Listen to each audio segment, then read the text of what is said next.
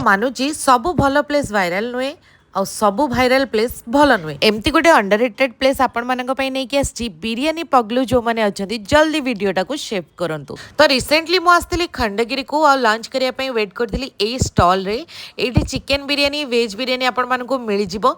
एठी गोटे प्रॉपर दम स्टाइल रो बिरियानी एक्चुअली मिलिवो।